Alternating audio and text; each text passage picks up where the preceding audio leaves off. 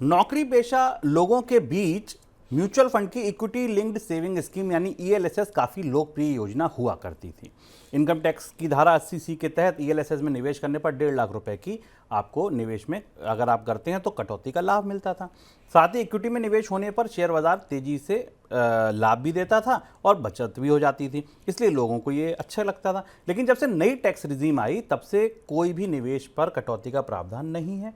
इस वजह से अब इनकी चमक फीकी पड़ रही है और योजनाओं के निवेश में लगातार गिरावट आ रही है। तो सर, फिर इनका भविष्य क्या दिख रहा है? ईएलएसएस स्कीम अपना भविष्य भी मतलब अपनी चमक तो खो ही रही, इनके भविष्य पर भी अब सवाल है। हुआ है कि सरकार ने नई टैक्स रिजीम में बचतों पर किसी तरीके के प्रोत्साहन नहीं दिए। नई टैक्स रिजीम में जो अधिकांश लोग गए हैं उन्हें टैक्स की कम दरों का फायदा तो मिलता है, पर उनकी बचतों पर कोई किसी तरीके का इंसेंटिव अवेलेबल नहीं है। ईएलएसएस स्कीम्स को म्यूचुअल फंड इंडस्ट्री ने पुरानी 80C धारा को ध्यान में रखकर लॉन्च किया था, जो पुरानी टैक्स रिजीम का हिस्सा है। 80C पर सरकार ने कोई रियायत आज तक दी नहीं है पिछले 10 सालों में, इसलिए ईएलएसएस रखने का कोई विकल्प औचित्य नहीं रहता उन लोगों के लिए जो नई टैक्स रिजीम में जा रहे हैं उनके लिए। तो इसलिए ईएलएसएस में अब ईएलएसएस के लॉन्चेस भी लगभग कम हो गए, खत्म हो गए, शून्य हो गए। पिछले दिनों में पिछले 2-3 साल से कोई नई ईएलएसएस लॉन्च भी नहीं हुई है, कोई बड़ी प्रमुख, और ज़्यादातर ईएलएसएस फंड्स में कलेक्शन गिर रहा है। जो ताज़े आंकड़े हैं मार्च तिमाही में ये जो पिछले साल का कलेक्शन करीब 5,000 करोड़ रुपए था, वो घट के अब केवल 2,2600 करोड़ रुपए के आसपास रह गया है। तो ये जो 2600 करोड़ रुपए के आसपास है, दरअसल उन लोगों का है जिनके एसआईपीज लगातार जा रहे हैं, क्योंकि इसमें 3 साल का लॉक इन होता है ईएलएसएस में, और लॉक इन के कारण आप उससे पैसा विड्रॉ नहीं कर सकते हैं। माना जा रहा है शुभम कि जैसे ही लोगों के लॉक इन खत्म होंगे, ईएलएसएस से तेज विड्रॉल भी शुरू होंगे और लोग ईएलएसएस से अपना पैसा निकालेंगे, क्योंकि उन्हें अब इसका इनकम टैक्स में कोई फायदा नहीं मिलता। और इसके अलावा ये सामान्य म्यूचुअल फंड है, जैसे बाकी कोई म्यूचुअल फंड रिटर्न देते हैं वैसा ही म्यूचुअल फंड आपको ईएलएसएस में मिलता है। तो इसका केवल उद्देश्य था कि 3 साल तक पैसा आप रखे रहिए और 3 साल तक उसका पर टैक्स में रियायत ले लीजिए, जो अब उपलब्ध नहीं है नई स्कीम में। फिनटेक कंपनी पेटीएम के तिमाही नतीजे घोषित हो गए हैं। नतीजों का मौसम चल रहा है, बड़ी बड़ी दिग्गज कंपनियों के नतीजे आ रहे हैं। इस बीच पेटीएम का नतीजा आया जो गौर करने वाला है। जून तिमाही में कंपनी का घाटा बढ़कर 839 करोड़ रुपए पहुंच गया है। इसमें मार्च तिमाही के दौरान कंपनी को 550 करोड़ रुपए और पिछले साल जून तिमाही के दौरान 357 करोड़ रुपए का घाटा हुआ था। जून तिमाही में कंपनी का घाटा बढ़ने के बावजूद शेयर बाजार में शुक्रवार को पेटीएम के शेयर में तेजी देखने को मिली। सर, नतीजों से क्या पता चलता है? पेटीएम की गंभीर स्थिति है। हम लगातार देख रहे हैं कोई नया बिजनेस उपलब्ध नहीं है पेटीएम के लिए। पेटीएम पेमेंट बैंक पर कार्रवाई हो चुकी है और इसलिए जो Q1 का लॉस था उससे काफ़ी बड़ी बढ़ोतरी दिखाई दे रही। 357 करोड़ रुपए का लॉस था पिछले साल के क्वार्टर वन में उसके हिसाब से इस साल में ये लॉस ऑलमोस्ट 357 करोड़ रुपए से बढ़कर 840 करोड़ रुपए के आसपास पहुंच गया है।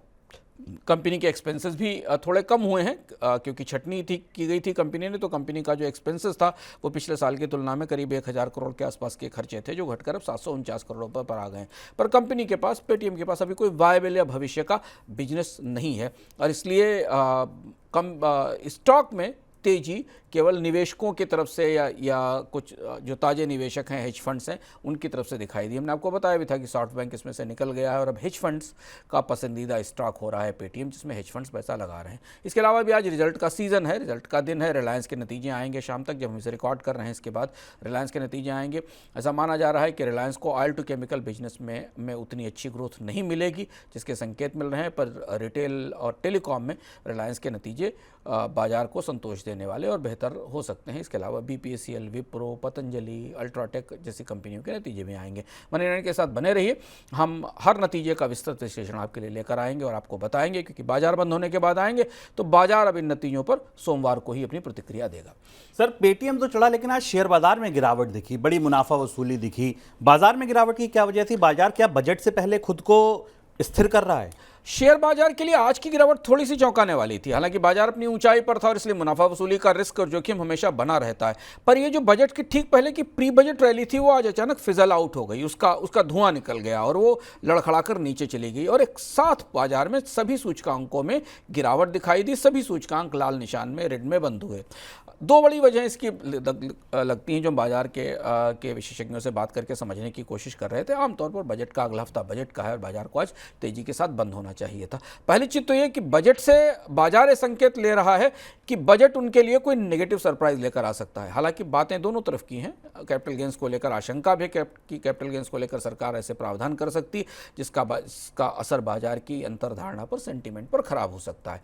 लेकिन यह भी माना जा रहा है कि चूंकि सरकार के पास इस समय भारतीय अर्थव्यवस्था में बताने लायक सबसे अच्छी कहानी स्टॉक मार्केट की तेजी है, क्योंकि बाकी महंगाई बढ़ी हुई है, बेरोजगारी बढ़ी हुई है, कैपेक्स नहीं बढ़ रहा है, प्राइवेट सेक्टर पैसा नहीं लगा रहा है। ऐसी स्थिति में कोई ऐसा फैसला जो बाजार के मिजाज को बिगाड़ेगा, फिर वो पूरी तरह से नई सरकार की कहानी को खराब करेगा। तो हो सकता है सरकार कुछ ऐसा ना करे जो बाजार के सेंटीमेंट पर असर डाले। ये वो लोग मान रहे हैं जिनको लग रहा है कि यही एक अच्छी चलती हुई कहानी है, इस पर किसी तरीके का शॉक इसे नहीं दिया जाना चाहिए। सामान्य निवेशक तो नहीं है, लेकिन हाई नेटवर्थ इंडिविजुअल्स की मनी बाजार में घूम रही और निवेश हो रहा है। दूसरी महत्वपूर्ण बात, बाजार को इस बात की भी चिंता दिखाई दी, क्योंकि आज हमने देखा कि मेटल्स के स्टॉक भी टूटे, पीएसयू स्टॉक्स में भी गिरावट आई। आमतौर पर ये उम्मीद की जा रही थी शुभम कि बजट में इनके लिए कुछ बड़ी घोषणाएं होंगी, पर बाजार को ये लग रहा है कि सरकार इस बार बजट से बॉन्ड मार्केट को टारगेट करेगी, क्योंकि बॉन्ड मार्केट में निवेश आ रहा है और भारत की साख बेहतर करने की कोशिश की जाएगी। और उसकी पहली शर्त है कि राजकोषीय घाटे पर नियंत्रण किया जाए और कर्ज में कमी की जाए।